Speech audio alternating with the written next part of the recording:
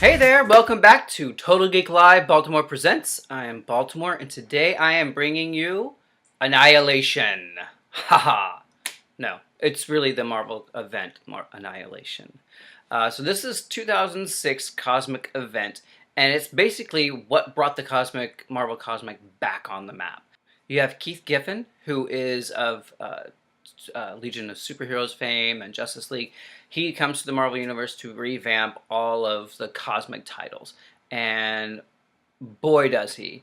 You wouldn't have the Marvel Cosmic that you do today, or the resurgence that you've seen without this. And it's really brilliant. It's really great. I absolutely love this. It's really quick read. It's not too encompassing.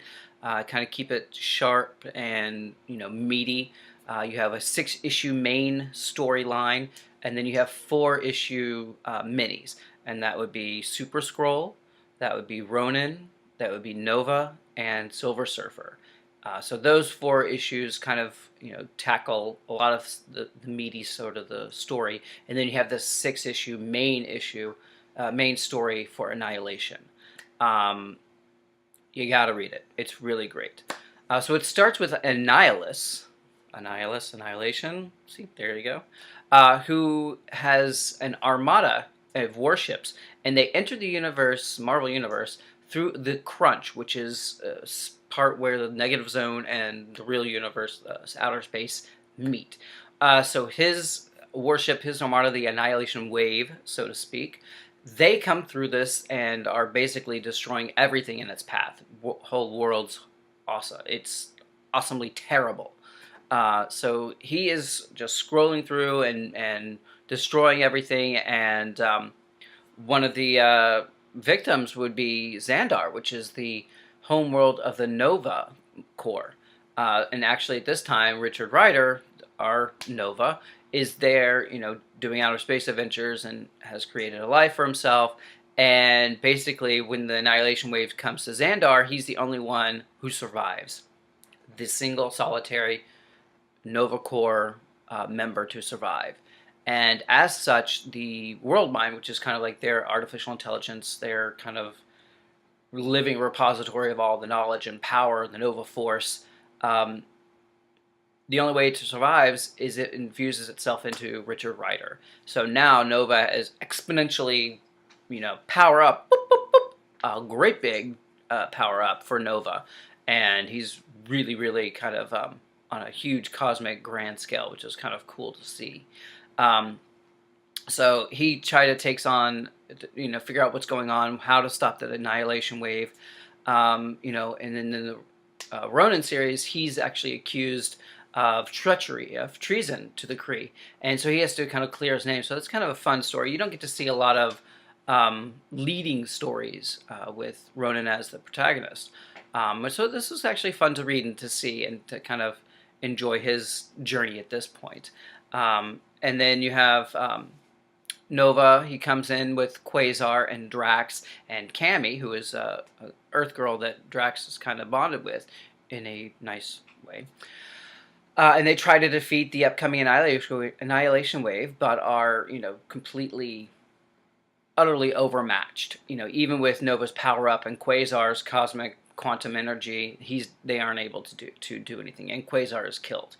And his negabands are given to Annihilus. So Annihilus, on top of his already, incredible power, now has the negabands, the quantum bands, and can wield quantum energy on a massive scale. So it's really, really bad. Not good at all. The Super Scroll searches for, the Harvester of Sorrows, which is the big ship weapon that Annihilus has. So he can use this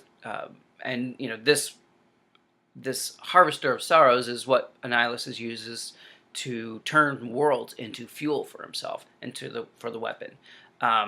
So Super Skrull tries to stop it, but not before more destruction happens. It's actually a pretty interesting, miniseries that Super Skrull was in. And once again, a character that you don't really get to see protagonist side of. But here we are, and it's actually pretty cool. And of course, Super Skrull, got all the powers of the Fantastic Four, so even more fun to watch and see. So then, you have that going on. You have Nova leading the United Front, which is all the cosmic heroes trying to stop the Annihilation Wave, as futile as that is. You have Galactus and Silver Surfer in prison, by Annihilus. That's kind of like, okay, this is like big deal. When you have Galactus and Silver Surfer imprisoned and succumb to Annihilus, that's pretty major. So Keith Giffen, really pulled out all the stops, bringing all these, disparate cosmic stories and characters into one and amazing story. So big kudos to him for making this all work out. So you have that going on. Annihilus even teams with Thanos. So there another, huge cosmic person. You have Moondragon coming in. You have Phyla-Vell, which is Captain Marvel's daughter. You have Star-Lord and Fire-Lord, and they are all trying to stop Thanos and Annihilus, and teaming up with Nova with the United Front. So there's a lot of things going on. And the Annihilation Wave, while this miniseries only lasts 6 issues, it actually goes on for like a better part of a year comic book time. And this is even before, Nova decides he can even get to Earth to warn them about it. So all this is happening in the way cosmic world, and none of the Earth heroes know anything about it, which is kind of cool. Kind of a way to, keep the Earth people out of it and really keep it in a cosmic realm, which was fun. So Annihilus manipulates Ronan into killing the ruling houses of the Kree, and he becomes the new Emperor of the Kree, which is kind of a huge step, new direction for him. He's now the Emperor of the Kree, and that's a big, big freaking deal. Through the story, we finally get Galactus freed, and he blasts most of the Annihilation Wave to pieces. And of course, this includes some worlds that got in the way. So Star-Lord, Nova, and Phyla-Vell attack Annihilus, and she actually steals the quantum bands and delivers the killing strike to him to stop the Annihilation Wave completely. This was an amazing, fun series. I definitely urge you to pick it up. It's not a particularly lengthy read. It's very action-packed, highly energetic. The art is really good and great.